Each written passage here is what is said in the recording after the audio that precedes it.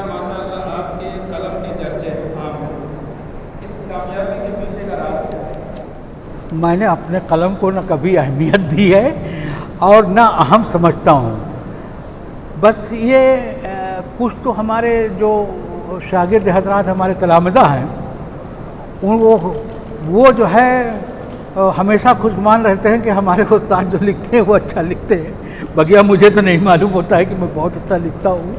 بہرحال وہ سب بھرم پیدا کیے رہتے ہیں، وہ ان کی بات، جس کو پسند آتا ہے ٹھیک ہے، لیکن میں خود نہیں سمجھتا کہ میں بہت اچھا لکھتا ہوں. جی ارے جب اپنے کو کامیاب سمجھوں تب نہ میں راز بتاؤں. یہ ضرور ہے کہ جو تدریسی دور رہا ہے، میں ذرا لاپرواہ قسم کا واقعہ، لکھنے کی عادت تھی لیکن کوئی چیز چھپوانے کی عادت نہیں، لکھتا تھا اور اس کو اٹھا کے رکھ دیتا تھا، تو چیزیں کچھ محفوظ رہتی تھی، کچھ ضائع ہو جاتی تھی. میں ہمارے تلامذہ تھے ان چیزوں کو یہ کچھ سال پہلے سے محفوظ کرنا شروع کیا تھا، تو کچھ چیزیں رہ گئی تھیں. اور ہم کامیاب اپنے کو لکھنے میں کامیاب نہیں سمجھتے ہیں. اب کامیابی کی منزل، اس میں کامیابی یا معیار تو بہت دور کی بات ہے. جب وہاں تک پہنچیں گے تب اس کے بعد ہو سکتا ہے کہ راز ذہن میں آوے کہ اس کا راز کیا ہے. سامعین کرام، قبل اس کے کہ ہم محاضر محترم کو دیں، مناسب معلوم ہوتا ہے کہ ان کا مختصر تعارف پیش کر دیا جائے تاکہ ہم ان کی شخصیت سے واقف ہو سکیں. چنانچہ میں برادرم محمد مرتضیٰ بن محمد ابراہیم کو دعوت دیتا ہوں کہ وہ آئیں اور محاضر محترم حفظہ اللہ کا تعارف پیش کریں. محمد ابراہیم محمد مرتضیٰ. السلام علیکم ورحمۃ اللہ وبرکاتہ. الحمدللہ رب العالمین والصلاۃ والسلام علی رسولہ الکریم، اما بعد. صدر محترم اساتذہ کرام اور میرے علمی ہمنشینوں، یہ ایک مسلمہ تاریخی حقیقت ہے کہ ہر دور میں کچھ ایسی ذہین اور صاحب بصیرت شخصیتیں نہیں ہیں جنہوں نے ملکی اور علمی سطح پر شہرت حاصل کی اور اپنے علم کی شمع دنیا میں روشن کیا. افراد کی تعمیر و ترقی میں کارہائے نمایاں انجام دیے. ادبی اصلاحی اور تنظیمی حلقوں میں ایسے انمٹ نقوش چھوڑے جو ہمیشہ انشاءاللہ تابندہ رہیں گے. ایسے ہی تاریخ شاد شخصیتوں میں ایک نام محاضر محترم جناب مولانا ابوالقاسم فاروقی حفظہ اللہ ورعاہ کا ہے. آپ کے قلمی کارناموں اور تدریسی خدمات عالیہ و جلیلہ کی بازگشت علمی و عوامی حلقوں میں اکثر سنائی دیتی ہے. ولادت: آپ حفظہ اللہ کی ولادت باسعادت عیسوی اعتبار سے 20ویں صدی کے چھٹے دہے کی شروعات میں 7 فروری 1952 عیسوی یا تعلیمی اسناد کے مطابق 25 دسمبر 1953 عیسوی مشرقی یوپی کے ایک مردد خیز علاقہ موسوم با پریوا نارائن پور ضلع پرتاپ گڑھ یوپی میں ہوئی، جو علمی حلقوں میں خاصا متعارف ہے. نام و نسب: محاضر محترم کا نام و نسب کچھ اس طرح ہے: محمد ابوالقاسم بن ابوالخیر فاروقی بن شیخ ابوبکر بن شیخ عظیم اللہ. خاندانی نسبت: فاروقی نسبت سے سلفی ہیں. تحصیل علم: آپ حفظہ اللہ نے مدرسہ محمدیہ مدینۃ العلوم پریوان نارائن پور پرتاپ گڑھ میں پرائمری اور ابتدائی عربی و فارسی تعلیم حاصل کی. 1965 عیسوی میں عربی اور دینی تعلیم کی خاطر آپ نے مدرسہ سعیدیہ دارا نگر بنارس کا سفر کیا اور 1966 تا 1977 عیسوی میں 67 عیسوی میں جامعہ رحمانیہ بنارس سے ثانویہ نیز 1968 تا 1973 عیسوی میں عالمیت و فضیلت کی. آپ کی اعلیٰ تعلیم کی حصول کی تشنگی دن بدن بڑھتی رہی، لہذا آپ نے الہ آباد عربی و فارسی بورڈ سے منشی کامل، فاضل ادب اور فاضل دینیات کی ڈگری حاصل کی. آپ کے علم کی پیاس یہیں نہیں ختم ہوئی بلکہ آپ نے گریجویشن اور post graduation Banaras Hindu university Banaras سے کی. تدریسی خدمات: محاضر محترم جامعہ رحمانیہ بنارس شعبہ عالیہ میں 1976 عیسوی کو مسند تدریس پر جلوہ افروز ہوئے اور مسلسل 2016 کی طویل عرصے تک تشنگان علوم نبویہ کو اپنے علمی چشمے سے سیراب کرتے رہے. اللہ تعالیٰ آپ کی خدمات کو قبول فرمائے اور آپ کے لیے مغفرت کا ذریعہ بنائے. آمین. آپ ایک کامیاب مدرس ہونے کے ساتھ ساتھ ایک اچھے قلمکار اور صحافی بھی ہیں، جس کا جیتا جاگتا نمونہ آپ کی علمی اور عملی زندگی ہے۔ یہی وجہ ہے کہ آپ تدریس کے ساتھ ساتھ صحافتی اور ادارتی خدمات بھی انجام دیتے رہے۔ چنانچہ 1979 تا 1980 عیسوی ہفت روز مسلم رابطہ بنارس کے نائب ایڈیٹر اور 2011 تا 2012 ماہنامہ محدث جامعہ سلفیہ کے مجلس ادارت کے رکن، نیز 2013 تا 2016 عیسوی ماہنامہ محدث بنارس کے مدیر بھی رہے۔ معزز سامعین کرام، موصوف کی علمی تصنیفی اور ادبی کارناموں کی فہرست طویل ہے، جس کی ہلکی سی جھلک پیش خدمت ہے، جو درذیل ہے۔ قبر سے حشر تک کتاب اظہر العرب للشیخ محمد صورتی، شرح اور تحقیق علامہ محمد ابوالقاسم سیف بنارسی، حیات و خدمات دام ہرموج میں ہے۔ فضائے مضامین کا مجموعہ، گہے خندہ مزاحیہ مضامین اور کہانیوں کا مجموعہ، اور جامعہ سلفیہ ایک مختصر تعارف اردو اور انگلش دونوں زبانوں میں ہے۔ گہے گریاں جو یاران رفتگان کے خاکوں پر مشتمل ہے، زیر ترتیب ہے۔ یہ آپ کی خدمات کا جیتا جاگتا نمونہ ہے۔ اللہ تعالیٰ کا فضل و کرم ہے کہ ہمیں بھی آپ سے کسب فیض کا ایک سنہری موقع عنایت فرمایا، لہٰذا ہم آپ کی بہت شکر گزار ہیں کہ آپ نے اپنی قیمتی اوقات میں سے کچھ وقت ہم طالبان علوم نبویہ کے لیے نکالا اور اس وقت ہمارے درمیان موجود ہیں۔ اللہ تعالیٰ آپ کی آمد کو بابرکت بنائے اور ہمیں بھرپور استفادہ کی توفیق سے نوازے، آمین۔ جزاک اللہ خیر و احسن الجزاء۔ السلام علیکم ورحمۃ اللہ وبرکاتہ۔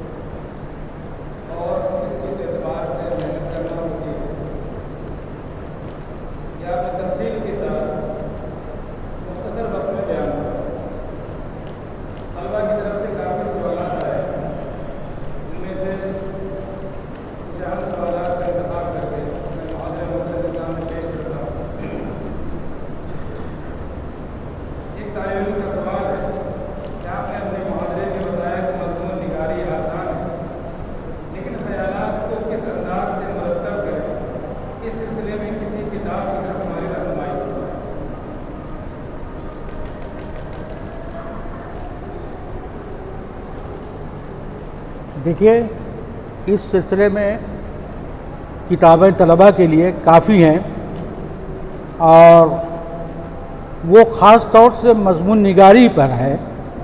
اب بروقت تو ہمیں یاد نہیں ہے، لیکن یہ جانتا ہوں ایجوکیشنل وہ وہاں پر علی گڑھ میں شمشاد مارکیٹ میں ہے، ایک تو پبلشنگ ہاؤس، ایک ایجوکیشنل بک ہاؤس، وہاں سے اس قسم کی کئی کتابیں چھپی ہیں، جیسے یہ مضمون نگاری، خاص طور سے مضمون نگاری پر کیسے ہم مضمون نگار بنے تو نہیں ہے، مضمون نگاری، رہبر مضمون نگاری، ایک کتاب کا نام یاد آیا، اور ایک اور کتاب ہے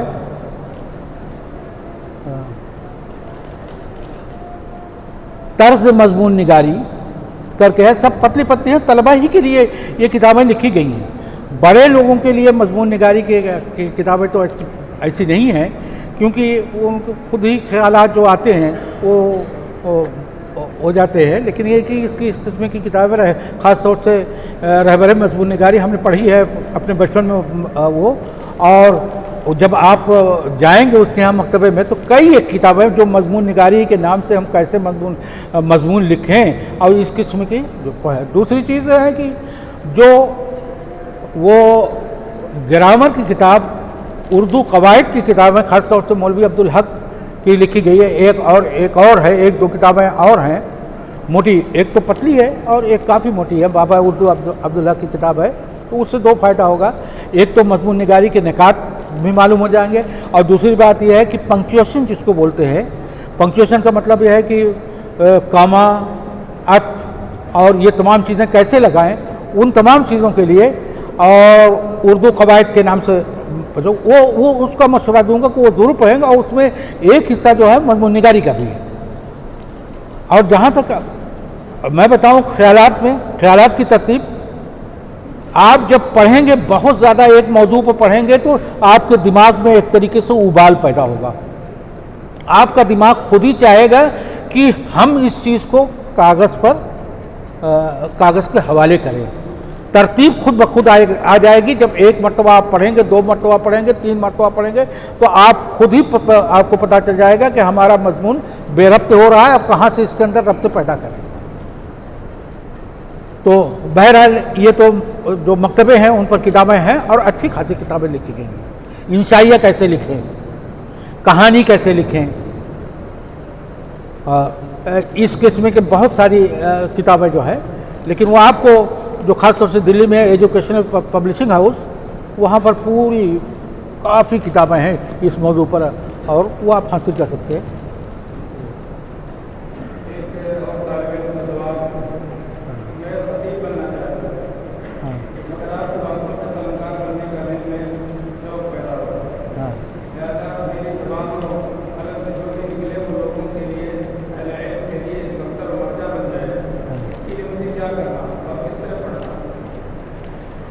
دیکھیے، آپ کے اندر آپ خود اپنے کو ٹٹولیں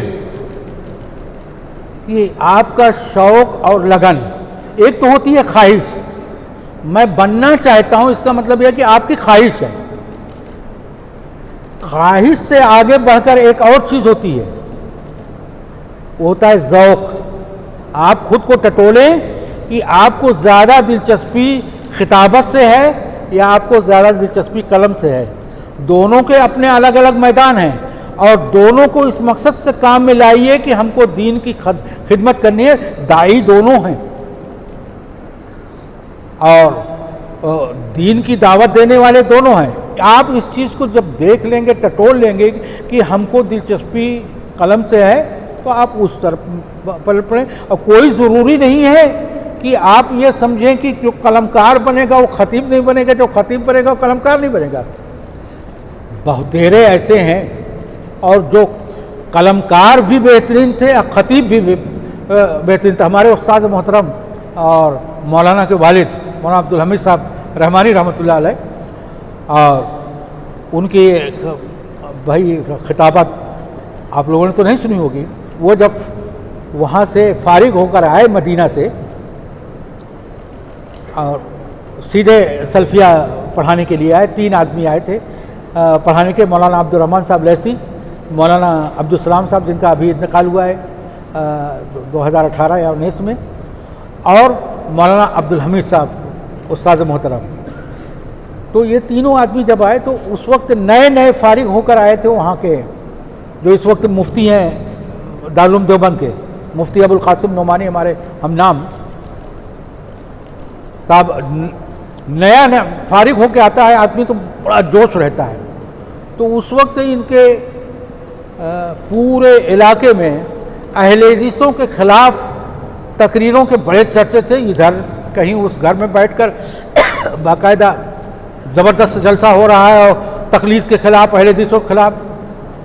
اور اتفاق سے اسی وقت مولانا عبدالحمید صاحب رحمانی بنارس میں آئے. اور اس کے بعد وہ تقریر اور جواب تقریر، پھر تقریر جواب تقریر کا دور چلا ہے، وہ سننے کے لائق تھا. ان کا بھی کسی گھر میں باقاعدہ جلسہ ہوتا تھا، اس کا جواب مولانا عبدالحمید صاحب دیتے تھے، وہ جو ہے جلسے میں دیتے تھے. تو وہ کافی دنوں تک، پھر بھی اس کے بعد کچھ لوگ بیچ میں پڑے. لیکن یہ ہے کہ ان کی خطابت جو ہے اتنا متاثر تھے کہ بھلا بتائیے کافی عرصہ ہو گیا بنارس سے ان کو نکلے ہوئے. ہمارا خیال ہے کہ 72-73 میں بنارس سے جو ہے نکل کے آئے مولانا. لیکن ان کے عقیدت مند ان کی وفات کے بعد آج بھی ان کے عقیدت مندوں کی بڑی تعداد موجود ہے، اور یہ ان کی تحریروں کی بنا پر نہیں تھی، ان کی خطابت کی بنا پر تھی، غضب کی زبان تھی اور غضب کا بیان تھا، لیکن دوسری طرف وہ بہترین قلمکار بھی تھے۔ آپ نے وہ کتنی 4 جلدیں ہیں ان کے مقالوں کی، ان کی تحریروں کی، آپ اس سے پڑھیں گے تو سب دیکھیں گے تو اچھا معلوم ہوتا ہے کہ بے ساختہ قلم جو ہے وہ رواں ہے اور چلا جا رہا ہے، لے کر اس کو خرید کر رکھیے نہیں پاس میں، اس کو پڑھیے۔ تو خطیب اور قلمکار دونوں بیک وقت بھی ہو سکتا ہے، الگ الگ بھی ہو سکتا ہے، لیکن اس میں آپ یہ دیکھیں کہ دلچسپی جس طرف زیادہ ہو اسی طرف آپ جائیں۔ دونوں طرف دلچسپی ہے تو دونوں کریں، اللہ نے وہ ہنر دے رکھا ہے، لیکن مقصد شہرت نہ ہو، بس اللہ کے لیے آپ کریں، اللہ کامیابی دے گا انشاءاللہ۔ طالب کا سوال ہے، کسی بھی مضمون پر لکھنے کے لیے تمہید کو مختصر اور جامع کیسے بنائیں؟ اس طرح ایک سوال اور ہے، جب ہم مضمون لکھنے بیٹھتے ہیں تو اس مضمون کا پورا خاکہ ذہن میں ہوتا ہے، لیکن ابتدا کہاں سے کریں یہ بڑا مشکل ہے، اس کے بارے میں رہنمائی کریں۔ بھائی میرے اس کے بارے میں کیا آپ کو رہنمائی کروں، بڑا سے بڑا ادیب اس دور کا ہے، اس کی آپ بیتیاں پڑھ ڈالو تو تمہید کے بارے میں وہ بھی پریشان رہتا ہے۔ میں بھی کبھی کبھی پورا مضمون لکھ ڈالتا ہوں اور تمہید جو ہے کم سے کم 15 دن 20 دن کے بعد تمہید سمجھ میں آتی ہے، ایک مرتبہ لکھتا ہوں کاٹتا ہوں، ایک مرتبہ لکھتا ہوں کاٹتا ہوں۔ وہ حقیقت یہ ہے کہ کسی وقت ذہن میں آتا ہے، لیکن خاص طور سے آپ دیکھیں اس بات کو کہ ہمارا جو مضمون ہے اس سے گونا مناسبت ہونی چاہیے۔ انشاءاللہ آپ لکھ ڈالیں کہ یہ مشکل مرحلہ ہے، اور بہت مشکل، تمہید والا مرحلہ بڑا مشکل ہے۔ آپ جب مقالہ لکھتے ہیں، مضمون لکھتے ہیں تو سب میں یہی چیز پہ جاتے ہیں کہ تمہید کیسے ہم لکھیں کہ دوسروں سے الگ بھی ہو، اور یقین جانیے میں نے تمہید 15 مرتبہ ایک مضمون کی تمہید لکھی ہے، نہیں پسند آیا، ہم کو پسند آیا، اپنے شاگردوں کو دکھایا، شاگردوں نے کہا کہ شیخ جم نہیں رہی، ہم کہا اچھا پھاڑ دیتے ہیں، دوسری لکھتے ہیں۔ تو اس طریقے سے کر کے 15 مرتبہ میں نے لکھی ہے تمہید، اس میں زیادہ مطلب ٹینشن نہ لیں، وہ انشاءاللہ دھیرے دھیرے لکھتے، مضمون سے مناسبت بھی پیدا ہو جائے گی، اور لیکن لمبی تمہید نہ لکھیں، وہ قصہ مختصر تمہید طولانی ایسا نہ کریں، مختصر تمہید۔ اور آج کل ایک چیز اور بتا دوں، اب جو ایک ٹرینڈ چلا ہوا ہے لکھنے کا، ڈائریکٹ بات کہنا بلا تمہید کے، یہ نیا مضمون لکھنے کا نیا ٹرینڈ ہے، اور دراصل یہ ٹرینڈ چلا ہوا تھا صحافت میں، لیکن اب مضمون نگاری میں بھی آ گیا۔ آپ اپنی بات کو ڈائریکٹ کہیں، کچھ نہیں ہوگا۔ اور سوال ہے، جب ہم اپنا مقالہ یا تحریر لکھتے ہیں تو ہمارے ذہن میں عمدہ اور لطیف الفاظ کیوں نہیں آتے، اس کا حل کیا ہے؟ بھئی بہترین الفاظ جب پڑھیں گے تب نہ آئے گا۔ آپ یہ سمجھتے ہیں کہ ایک کتاب کو، ایک چیز کو ہم ایک مرتبہ پڑھ لیا، ہمارے پاس الفاظ کا ذخیرہ ہو گیا؟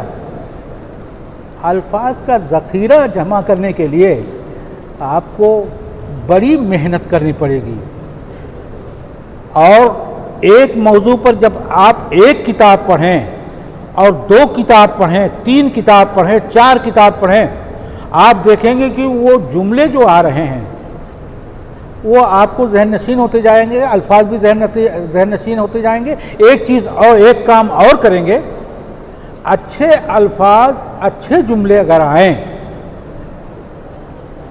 تو آپ ایک نوٹ بک رکھیے، کسی بڑے ادیب کا بہترین آئے، اگر آپ دیکھیں کہ یار یہ ہم کو بہت اچھا لگ رہا ہے، آپ اس کو نوٹ کر لیں۔ ضرب المثل آئے، آپ اس کو نوٹ کر لیں، محاورہ آوے، آپ اس کو نوٹ کر لیں۔ ایک نوٹ بک آپ بنائے رہیں، آپ اس کو نوٹ کرتے چلے جائیں گے، آپ کے پاس کمال یہ ہے کہ لکھنے کے سلسلے میں جتنا ہی آپ لکھیں گے آپ کا ذخیرہ الفاظ خود بخود بڑھتا جائے گا، الفاظ کا ذخیرہ، اور خود بخود آپ دیکھیں گے کہ آپ کو الفاظ آتے چلے جائیں گے۔ لیکن کبھی کبھی موڈ ہوتا ہے وہ آپ بہت کوشش کر رہے ہیں، نہیں لکھ پا رہے ہیں، اور کسی وقت اچانک ہوتا ہے کہ آپ قلم اٹھاتے ہیں، معلوم ہوتا ہے قطارن در قطار صفن در سب جو ہے مضمون کے انبار لگتے، وہ الفاظ کے انبار لگتے چلے جا رہے ہیں۔ تو یہ ایک مزاج ہوتا ہے انسان کا دماغ پکڑنے کا، لیکن جب آپ زیادہ پڑھیں گے تب آپ کے الفاظ کا ذخیرہ بھی وسیع ہوگا اور الفاظ بھی اچھے آئیں گے۔ ایسا نہیں ہے کہ نہ آئیں، لیکن وہ ہے ایک بار لکھیں گے، دو بار لکھیں گے، الفاظ آئیں گے آپ۔ ایک اور طالب علم کا سوال ہے کہ محترم آپ سے ایک سوال ہے، مضمون لکھنا یہ ایک شوق ہے لیکن کیا مضمون نویسی کو اپنا پیشہ بنا سکتا ہے؟ اس لائن میں رہنا کتنا فائدہ ہے؟ کیونکہ انسان شوق کے ساتھ اپنا فائدہ بھی تو دیکھتا ہے۔ بالکل آپ صحیح کہہ رہے ہیں، آج تو پہلے روزی روٹی دیکھی جاتی ہے۔ آپ علم دین حاصل کر رہے ہیں، ابھی کوئی پوچھے تو آپ یہی بتائیں گے کہ علم دین حاصل کر رہے ہیں ہم اللہ کے لیے، اور سبھی کا ہم ایک داعی بنیں گے، دین کی دعوت دیں گے۔ لیکن آپ کا دل کہہ رہا ہوگا، پہلے یہ سوچ رہے ہوں گے کہ یار یہ فارغ ہوں گے تو ہم جائیں گے کہاں، ہم اپنی لائن پہلے بناتے رہیں۔ تو یہ کوئی ایسی چیز نہیں ہے، آپ جیسے اللہ تعالیٰ ایک وسیلہ بنا دیتا ہے، لوگ علم دین بھی حاصل کرتے رہے، دوسروں کو دیتے بھی رہے، اور اللہ ان کو رزق بھی دیتا رہا، اسی کے ذریعے سے رزق بھی دیتا رہے۔ اسی طریقے سے مضمون نگاری کا پیشہ بنانا یہ کوئی معیوب سی چیز نہیں ہے، آپ اس کو پیشہ بنا سکتے ہیں۔ لیکن اردو کا معاملہ ذرا بہت ہی زبون ہے، خراب ہے۔ اردو میں آپ مضمون نگاری کے ذریعے پیسہ حاصل کرنا، اس کو معاش کا ذریعہ کہتے ہیں کہ ایک ہی ذریعے سے بنایا جا سکتا ہے، وہ ہے صحافت۔ صحافت کو آپ ایک اتنا اوپر لے جائے کہ آپ کا ذریعہ معاش بن جائے، لیکن ویسے جو ہے مضمون نگاری اصل میں کیا ہے، یہ سب اخبارات جتنا ہیں وہ آپ کو معاوضہ دیں گے، جتنا کتنا تھوڑا سا معاوضہ دیں گے۔ آپ کہیں لگ گئے گورنمنٹ وغیرہ میں، ابھی بہار میں جو چل رہا ہے وہ 2 اسٹیپ غالباً ہو چکے ہیں، وہ مترجم کا ٹرانسلیٹر کی پوسٹ بہت ساری آئی ہوئی ہے، ہزار کی تعداد میں۔ وہ کیسے حاصل ہوگا؟ مضمون نگاری وغیرہ سے یہ چیز حاصل ہوگی، لیکن پیشہ آپ بالکل بنا سکتے ہیں۔ یہ آپ کے دست ہنر پر ہے کہ آپ پیشے کو کتنا آگے لے جا سکتے ہیں۔ آپ اخبار نکالیں، آپ رسالہ نکالیں، اس سے کمائیں، کیوں نہیں مضمون نگاری کر سکتے ہیں؟ لیکن حالات کو دیکھتے ہوئے مشکل امر ضرور ہے، لیکن کوئی ایسی چیز نہیں ہے کہ اس کو پیشہ نہ بنایا جا سکے۔ ایک اور سوال ہے کہ مضمون کے لیے خاکہ کیسے تیار کریں؟ ہاں، یہ خاکہ تیار کرنے والا مسئلہ اصل میں کیا ہے، آپ لوگ مقالہ جب لکھتے ہیں تو سب سے پہلے کیا بنانا چاہتے ہیں، جس کو خطہ بولتے ہیں، وہ خاکہ۔ عام طور پر پہلے خاکہ بنا لیتے ہیں، اور خاکہ بنوائیں گے تو استاد کے سامنے جائیں گے کہ ہم کو اس کا خاکہ بنا کے دے دیجیے، استاد بنا کے دے دے گا کہ جاؤ لکھو۔ غلط ہے، میں سمجھتا ہوں خاکہ بنانے کے لیے جو پہلے موضوع کا آپ انتخاب کریں گے، اس موضوع پر انتخاب کرنے کے بعد کم سے کم اس موضوع کے ما لہو و ما علیہ کے بارے میں 4-5 کتاب آپ پڑھ لیں۔ جیسے مثال کے طور پر کوئی وہ جو ہے کسی بادشاہ کی تاریخ آپ کو لکھنی ہے، آپ کیسے اس کی تاریخ لکھیں گے؟ ظاہر اس کے بارے میں آپ کو کچھ علم نہیں ہے تو اس کا خاکہ کیا بنائیں گے؟ تو جب 3-4 کتاب 5 کتاب آپ پڑھ لیں تو اس کے بعد آپ طے کریں کہ خاکہ کس طرح۔ جیسے مثال کے طور پر آپ کسی کی سامان حیات لے رہے ہیں تو وہ الگ طریقے سے خاکہ بنے گا۔ پہلے اس کا ماحول ہوگا، پھر اس کے بعد اس کا جائے مولد ہوگا، پھر اس کے بعد اس کے پیدائش ہوگی تو حصول تعلیم کا مرحلہ آئے گا، اور پھر اس کے بعد سب کرتے کرتے ان کے معاصرین اور تمام چیزیں جو ہے خدمات وہ سوانحی حالات کے بعد آئے گا۔ تو سوانحی کے لیے اس طرح خاکہ بنے گا۔ اور کوئی علمی موضوع ہے تو اس کے لیے دوسرا طریقہ. اب جیسے آپ کے فقہ کا کوئی مسئلہ ہے، مثال کے طور پر روزہ کے بارے میں آپ کو لکھنا ہے تو آپ ایک خاکہ بنائیں گے.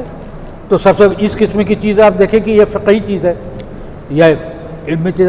آپ روزہ جس کو صوم بولتے ہیں، صوم کا آپ معنی لکھیں گے کہ ارے اس کا معنی کیا ہوتا ہے اور اس معنی سے اس اصطلاح کی مناسبت کیا ہے، اور پھر اس کے بعد آپ روزہ کب فرض ہوا اور اس کے فرضیت کیا ہے. پھر اس کے بعد اس کے کچھ مسائل بیان کریں گے اور روزہ کو توڑنے والی نواقض صوم کیا چیز ہے یہ بیان کریں گے.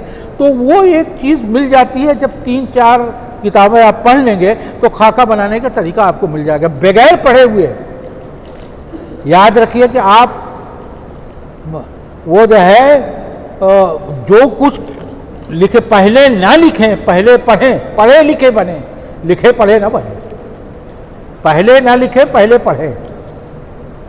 آپ جب پڑھ لیں گے تو خاکہ بنانے کا طریقہ، کیونکہ پھر آپ دیکھیں گے جو کتابیں اس موضوع پر ہیں انہوں نے باقاعدہ ان کی ہیڈنگ، عنوان، عناوین، ذیلی عناوین اور مصادر، وہ تمام چیزیں آپ کو مل جائیں گی اس نے کس طرح بنایا ہے. ضخیم کتابیں ہیں تو ذرا سا آپ کو یہ کرنا پڑے گا، استاد آپ کو سکھائے گا کہ اس میں سے اہم پوائنٹ کون ہے جس کو ہم کو نوٹ کرنا ہے، اس کو دیکھنا پڑے گا. اور آپ لکھیں گے اہم پوائنٹ یا نقاط جو ہے اس کو جب لکھیں گے تو لکھنے کے بعد آپ کیا کریں گے، استاد کو دکھائیں گے. تو اس طریقے سے آپ کو خاکہ بنانے میں بڑی آسان. بغیر پڑھے ہوئے خاکہ بنائیں گے تو ہوگا یہ کہ آپ اس میں پھر پڑھیں گے، کانٹ چھانٹ کرتے رہیں گے، کانٹ چھانٹ کرتے رہیں گے، استاد بھی آپ کا جھلائے گا. اور جناب ایک سوال اور آیا جیسے کہ پریوا کی زمین میں ایسا کیا ہے کہ وہاں سے ایسے بڑے بڑے نام آ رہے ہیں؟ نہیں بھائی، ایسا نہیں ہے کہ پریوا کے سرزمین ہے وہیں سے. اور پہلے لوگ پڑھنا، دینی تعلیم حاصل کرنا ایک ہوتا ہے کہ ضرورت بھر کے دین تعلیم حاصل کرتے تھے لوگ. ایسا نہیں ہے. اب ایک رجحان ہوا ہے اور وہ رجحان ہر طرف ہوا ہے. ایسا نہیں ہے کہ پریوا کی خصوصیت نہیں ہے کہ پریوا میں عالم آپ بن رہے ہیں اور بس اللہ تعالیٰ کی توفیق ہے کہ کچھ عالم بن گئے، کچھ کام کے بن گئے، کچھ کام کے نہیں بنے. پتہ نہیں کون کام کا بنا، یہ تو اللہ آخرت میں دیکھے گا. لیکن ہر جگہ ہے. اب ہم جانتے ہیں ہمارے بہت سارے ساتھی جو ہے گونڈا بستی سدھارتھ نگر ہے، جو GBS پہلے بولا جاتا تھا، اب 4-5 ہیں. آپ چلے جائیں، آپ گاؤں گاؤں میں چلے جائیں، ایک سے ایک عالم آپ کو ملیں گے. آپ مئو میں چلے جائیں تو مئو میں کہتے ہیں کہ آپ پہچان نہیں سکتے ہیں کہ وہ لنگی پہنے اور گمچھا لٹکائے، معلوم ہو کہ یہ منطقی ہے، یہ فلسفی ہے. عالموں کی اتنی کثرت ہے ہر جگہ، اللہ کا شکر ہے. لیکن یہ ہے کہ اب ایک دو عالم منظر عام پر ہوگا، یہ نہیں کہہ سکتے کہ وہاں عالم نہیں ہے. ہر جگہ یہ ہے. اعظم گڑھ میں چلے جائیں، آپ کے استاد ہمارے کلاس فیلو ہیں مولانا مفضل صاحب، ڈاکٹر مفضل صاحب. یہ ہمارے بچپن سے کے ساتھی رہے ہیں اور آخر تک پہلے 3ری جماعت میں رہے ہیں، پھر اس کے بعد عالمیت سے اور فضیلت تک کے ہمارے ساتھی ہیں ڈاکٹر مفضل صاحب. ان کی سرزمین میں چلے جائیے، آپ معلوم ہوتا ہے کہ ہر قدم پر آپ دیکھیں گے ایک بڑا عالم موجود ہے.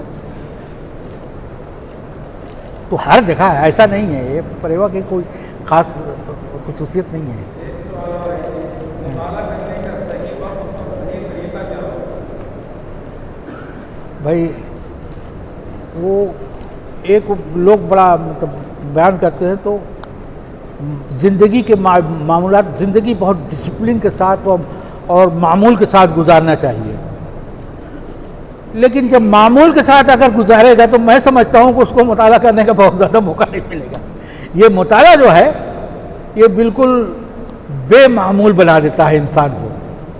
آپ بعض لوگ کہتے ہیں کہ نیند آتی ہے تو ہم کتاب اٹھا لیتے ہیں، نیند آ جاتی ہے. پڑھنے والے جو ہیں وہ کتاب اٹھا لیں گے تو رات بھر جاگتے ہی رہیں گے. تو کوئی خاص جس کو جس وقت فرصت ملے، جس وقت عادت ہو. اور بات پڑھنے والے ہیں پڑھ جاتے ہیں. ہم نے ہمارے साथी भी दोस्त से है, शेख उज़ैर शम्स। किताब चली गई, जब तक पढ़ के ख़त्म नहीं कर देते वो तब तक बैठते ही नहीं। अंग्रेज़ी का एक शायर था जॉन कीट्स से, बहुत बड़ा शायर था, रोमानी शायर माना जाता, तो बड़ी कम उम्र में इंतकाल हो गया था। फ्रांस से कि एक लाइब्रेरी में घुसा, आज घुसा 1 हफ्ते के बाद निकला है, लोग उसको खाना पानी वहीं पर पहुंचाते रहे।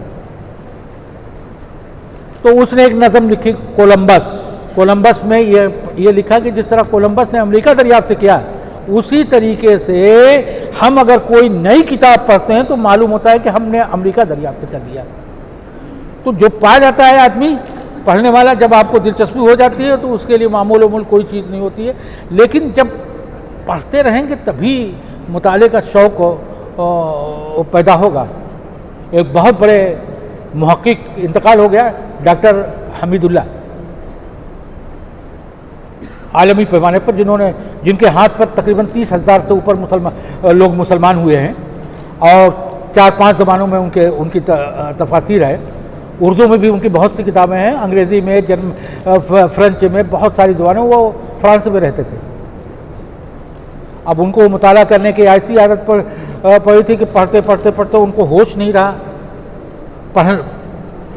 वो खाने पीने का, बेहोश हो गए। लोगों ने देखा कि काफिर नजर नहीं आ रहे, कहाँ गए वो अपने छोटा सा कमरा था फ्रांस में, वहीं पर बैठ के पढ़ते थे। उनको डॉक्टर के पास हॉस्पिटल लेके गए, बहरहाल उनको हो जाए तो डॉक्टर ने सबसे पहले कहा कि इनको पहले 1 गिलास दूध पिलाओ, 1 हफ्ता से खाना नहीं खाए हैं। आपने इमाम मुस्लिम रहमहुल्लाह के मुतालिक आपने पढ़ा होगा, हाँ, कि वो अपनी ही किताब उलटते रहे, खजूर खाते रहे, उनको पता ही नहीं चला कितना खा गए, और देखे तो पूरा टोकरा साहब और इंतकाल हो गया उनका। तो आप जितना ही शौक़ बनाएंगे वो उतना ही मुताले का शौक़ बढ़ता रहेगा। उसका कोई ख़ास वक्त, हर आदमी का अलग है, कोई ख़ास वक्त होता नहीं है। बहुत सारे बच्चों को देखा है मैंने कि वो 10 बजे सो जाते हैं और 3 बजे उठ जाते हैं। उसका एक फ़ायदा ये होता है, तहज्जुद की नमाज़ पढ़ लेते हैं, फजर की नमाज़ पहली सब में नज़र आते हैं, और वो उसी वक्त मुताला करते हैं।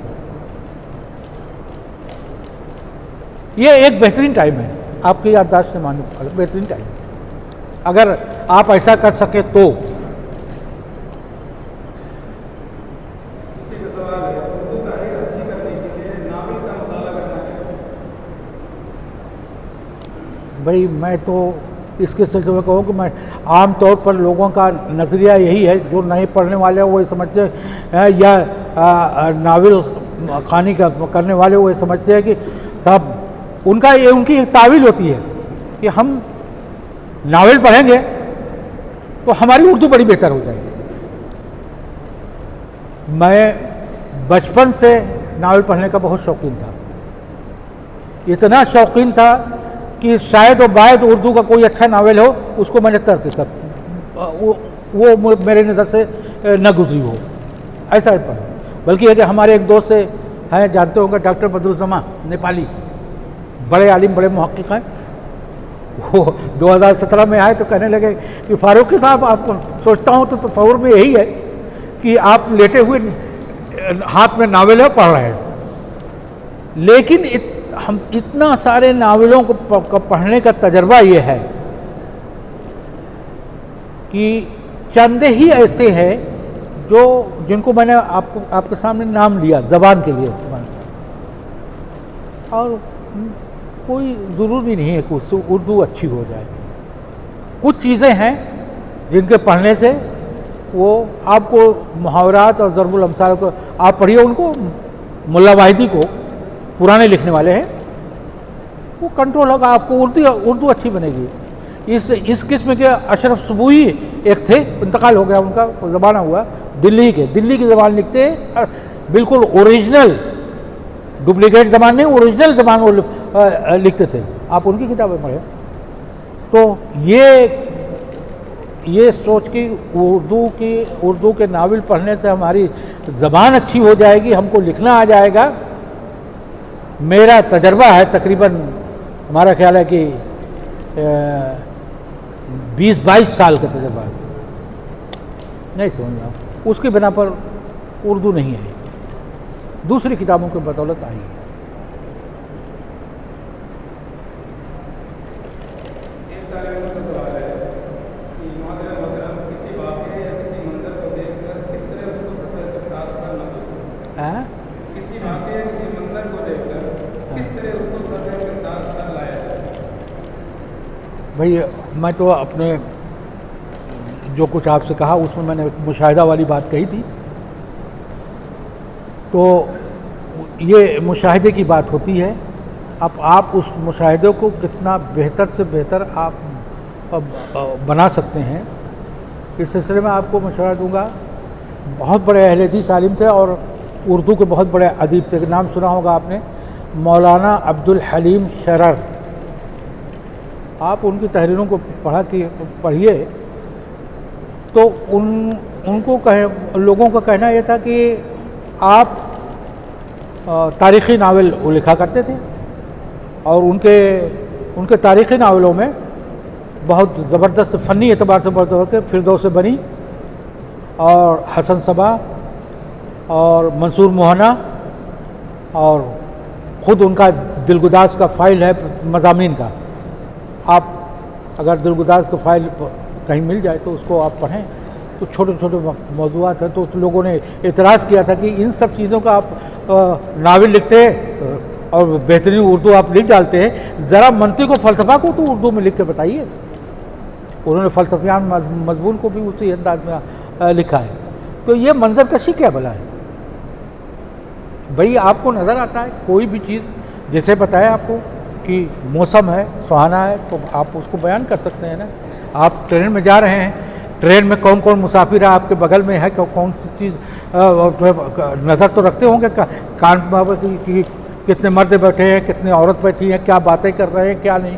कोई चीज़ ऐसी है जो जहन के अंदर चुभी, कोई ऐसी चीज़ हुई जो असर हुई, तो आप उसको बयान कर सकते हैं ना। लिखें, 2-4 मरतबा लिखें, खुद ब खुद समझ में आ जाएगा कैसे हम उसको कैफियत को बयान करें।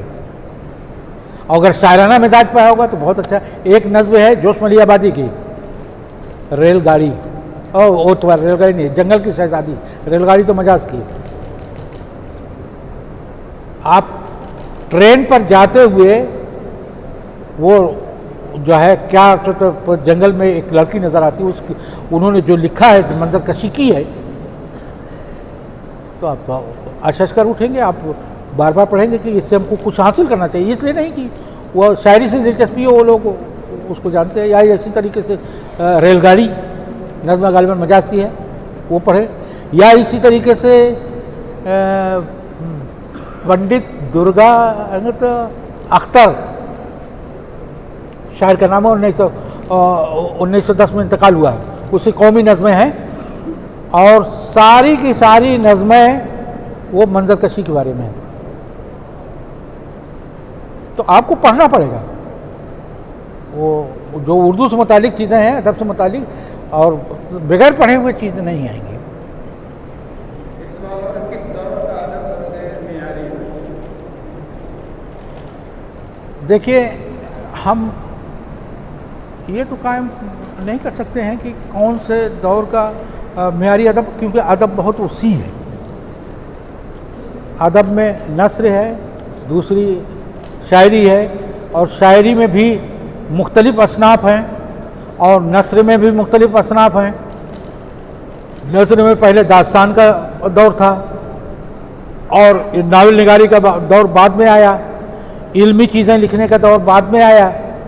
ये बहुत बात के अदवार का है, ज़्यादा दिन नहीं हुआ इल्मी चीज़ों को मुंतकिल करना उर्दू में।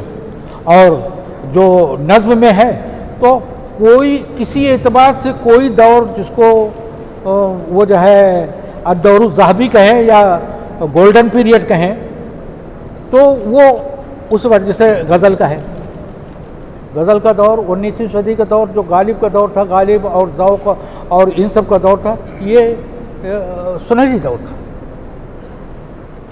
और इसी तरीके से एक है मरसिया का दौर। अब मरसिया का दौर एक ख़ास इनकी चीज़ है, शियों की चीज़, और शियों ही ने इसको तरक्की दी है। तो मीर अनीस और मीर दबीर और ज़माने और सारे शायर छुप गए, उनका दौर था वो सुनहरी दौर था।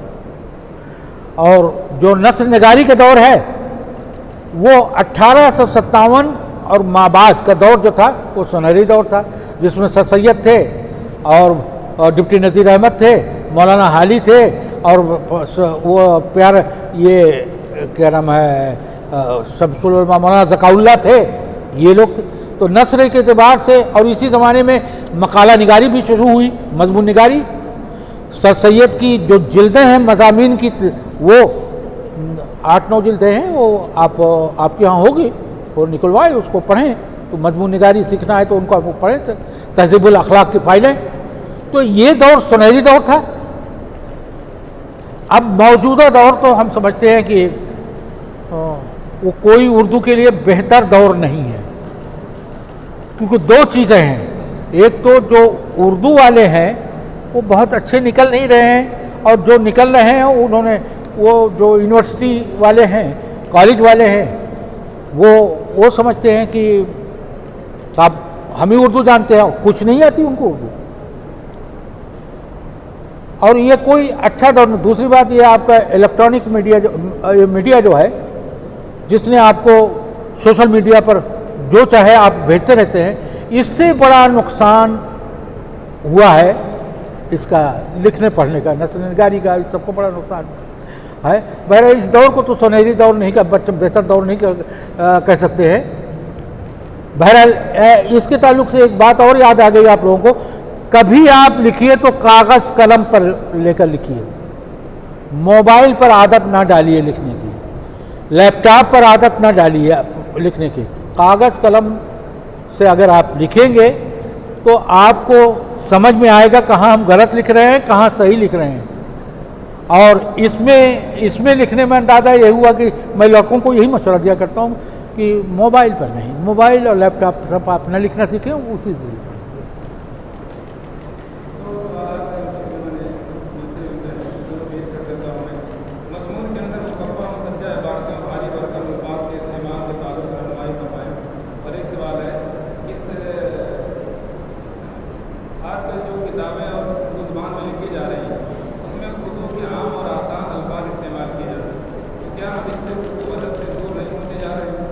क्या वो आसान अल्फाज उर्दू के आम और आसान अल्फाज इस्तेमाल किए जा रहे हैं आजकल की किताब, तो क्या इससे हम उर्दू अदब से दूर होते नहीं जा रहे? बिल्कुल नहीं साहब। आप अदब को क्या समझते हैं? अदब को यही समझते हैं कि जो एक ज़माने में फ़साने अजायब की ज़बान थी, और वो रजब अली बेग सुरू के जो है, आप उसको फ़साने अजायब किताब है, आप पढ़ेंगे तो वो मुकफ़ा और मुसज्जा, और मालूम होता है कि डिक्शनरी लेकर बैठेंगे तभी उसको हल कर पाएंगे।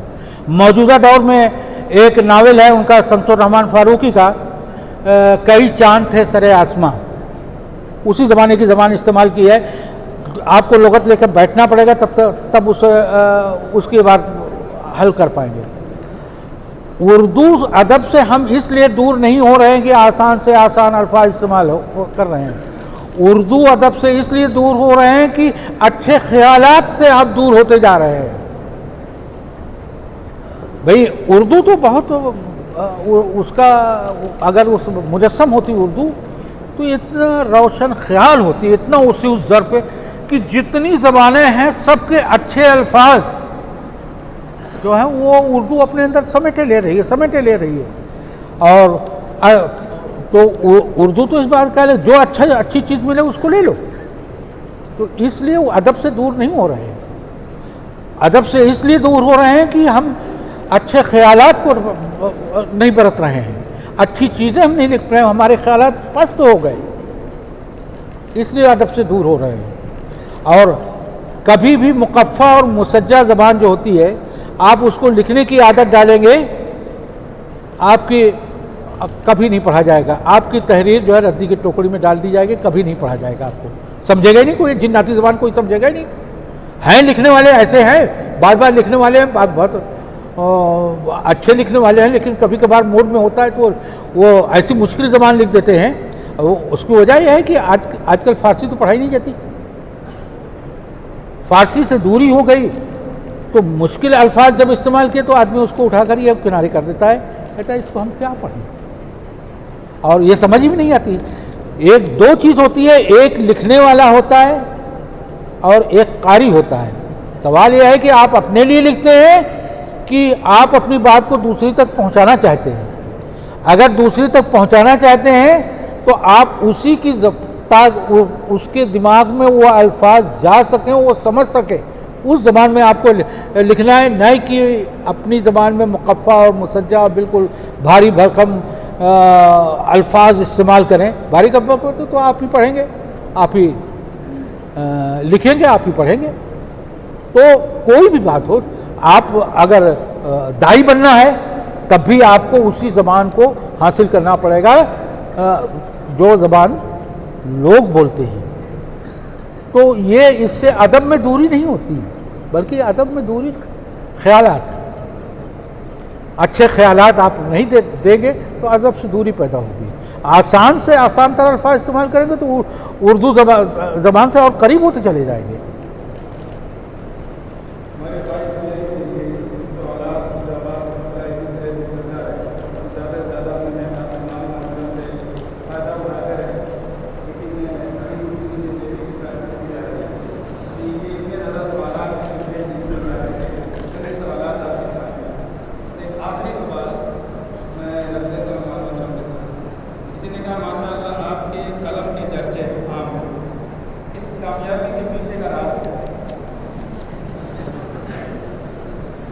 دیکھیے، میں نے اپنے قلم کو نہ کبھی اہمیت دی ہے اور نہ اہم سمجھتا ہوں۔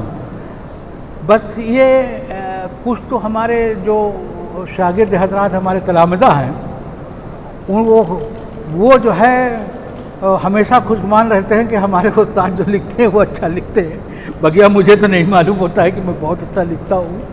بہرحال وہ سب بھرم پیدا کیے رہتے ہیں، وہ ان کی بات، جس کو پسند آتا ہے ٹھیک ہے، لیکن میں خود نہیں سمجھتا کہ میں بہت اچھا لکھتا ہوں۔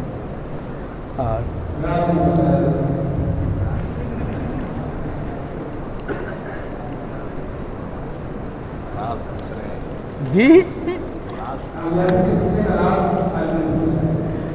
ارے جب اپنے کو کامیاب سمجھوں تب نہ میں راز بتاؤں۔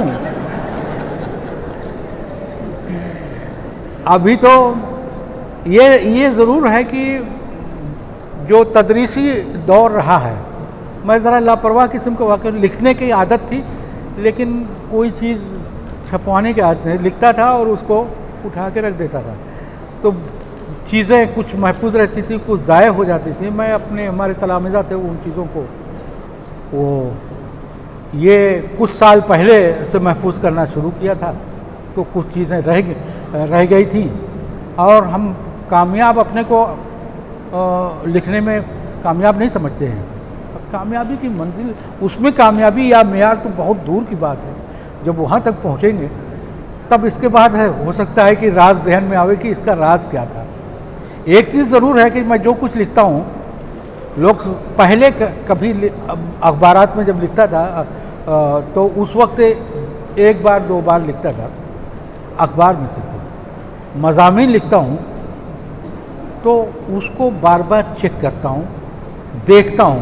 اور دوسری بات یہ ہے کہ میں اپنے معزز اساتذہ کو میں نہیں سناتا ہوں اپنا کوئی بھی مضمون لکھتا ہوں، میں اپنے شاگردوں کو بیٹھاتا ہوں اور ان سے کہتا ہوں کہ یار یہ پڑھو یا میں پڑھوں اور بتاؤ کہاں کہاں غلطی ہے۔ تو وہ سب اتنا بے تکلف ہے، شیخ یہاں پر کچھ کھٹک رہا ہے، یہاں پر کچھ کھٹک رہا ہے، بنا تو وہ اس کو درست کرتا جاتا ہوں۔ تو ایک ایک چیز ہوتی ہے تو کئی بار نظر میں پڑتی ہے تو ٹھیک ہو جاتی ہے، اور ورنہ کوئی کامیاب تو میں نہیں سمجھتا بھائی، اس لیے راز کوئی بات ہی نہیں ہے۔ السلام علیکم ورحمۃ اللہ وبرکاتہ۔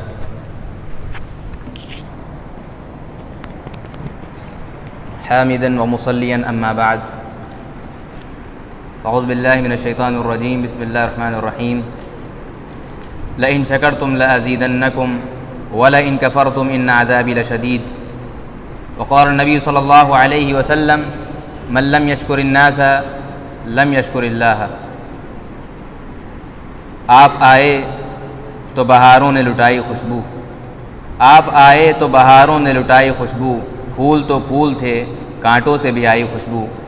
مہمان گرامی قدر مولانا محمد ابو القاسم فاروقی صاحب حفظہ اللہ، مرکز کے صدر مولانا محمد رحمانی حفظہ اللہ، مرکز کے جنرل سیکریٹری مولانا عاشق علی اثری حفظہ اللہ ورعا، اور میرے محترم مربی اساتذہ کرام اور سامعین کرام، قرآن کی ایک آیت اور حدیث جو میں نے آپ کے سامنے پیش کی وہ اس بات کی متقاضی ہے کہ ہم آپ سب کا شکریہ ادا کریں۔ مہمان گرامی قدر، آپ کی تشریف آوری کے احترام میں احساسات و جذبات کی تلاطم خیزی کا اظہار میرے بس میں نہیں ہے۔ چند الفاظ کے موتی ہیں میرے دامن میں، چند الفاظ کے موتی ہیں میرے دامن میں، تیری محبت کا تقاضا کچھ اور ہے۔ ہم آپ کے قدوم میمنت کا بصمیم قلب شکریہ ادا کرتے ہیں۔ جی تو یہ چاہتا تھا کہ اگر وقت کی تنگ دامانی درپیش نہ ہوتی تو جی تو یہ چاہتا تھا کہ ہم آپ سے مزید استفاضہ کرتے جائیں اور مزید فرحت و شادمانی کے لمحات مزید سے مزید تر ہوتے جائیں، اور ہم رات سے یوں گویا ہوتے جائیں کہ یا لیل طل یا نوم ذل یا صبح قف۔ لہذا ہم مہمان گرامی سے یہ توقع بھی وابستہ رکھتے ہیں کہ آپ آئندہ بھی جامعہ اسلامیہ سنابل کے ان علمی محاضرات اور دیگر پروگراموں میں شرکت کرتے رہیں گے اور اس کو نفع بخش بناتے رہیں گے۔ ہم طلبہ کی حوصلہ افزائی کرتے رہیں گے اور ہم طلبہ کو آپ سے مزید سیکھنے کے مواقع مہیا کرتے رہیں گے۔ اسی طرح سے مرکز کے صدر کا بھی ہم شکریہ ادا کرتے ہیں کہ جنہوں نے اس مجلس میں شرکت کر کے اس میں چار چاند لگائے اور اپنی تمام تر مصروفیات کو ترک کر کے اس مجلس میں شرکت کو وقی سمجھا۔ اسی طرح سے مرکز کے جنرل سیکریٹری مولانا عاشق علی اثری حفظہ اللہ ورعا کا شکریہ ہم ادا کرتے ہیں کہ جن کی شرکت کے بغیر یہ مجلس نامکمل ہے۔ ہم اپنے محترم اساتذہ کرام اور خصوصاً مشرف نادی طلبہ کو اس موقع سے کیسے بھول جائیں؟ اگر ہم بھول جائیں تو یہ خود غرضی اور ناانصافی ہوگی کہ جن کے حسن انتظام اور محنت سے ہمارا یہ پروگرام ابتدا تا انتہا کامیابی کو پہنچا۔ اور اسی طرح سے مولانا عبد القدیر سلفی صاحب کے بھی بہت ہم بےحد ممنون و مشکور ہیں کہ جن کی وساطت سے یہ پروگرام پائے تکمیل کو پہنچا، اور بڑی ناسپاسی ہوگی اگر ہم سامعین کا شکریہ ادا نہ کریں جنہوں نے پوری متانت و سنجیدگی کے ساتھ اس پروگرام کو سنا اور اس کو کامیاب بنانے میں ہمارا بھرپور تعاون کیا۔ اخیر میں سما خراشی کی معافی مانگتے ہوئے ایک بار پھر ہم صدر مرکز، مہمان گرامی قدر، مرکز کے جنرل سیکریٹری، اساتذہ کرام اور تمام سامعین کے بےحد ممنون و مشکور ہیں، اور اخیر میں اللہ رب العالمین سے دعا گو ہیں کہ اللہ رب العالمین ہماری اس مجلس کو بابرکت بنائے، اور جس مقصد کے لیے یہ مجلس منعقد کی گئی تھی اللہ رب العالمین ہمیں اس سے مستفاد ہونے کی توفیق عطا فرمائے، اور جو چیزیں ہم نے حاصل کی ہیں آگے اللہ رب العالمین ہمیں انہیں برتنے کی توفیق عطا فرمائے۔ اسی طرح انہی کلمات کے ساتھ ہم اپنی بات کو مکمل کرتے ہیں، اور اسی کے ساتھ اس بزم کے اختتام کا اعلان کیا جاتا ہے۔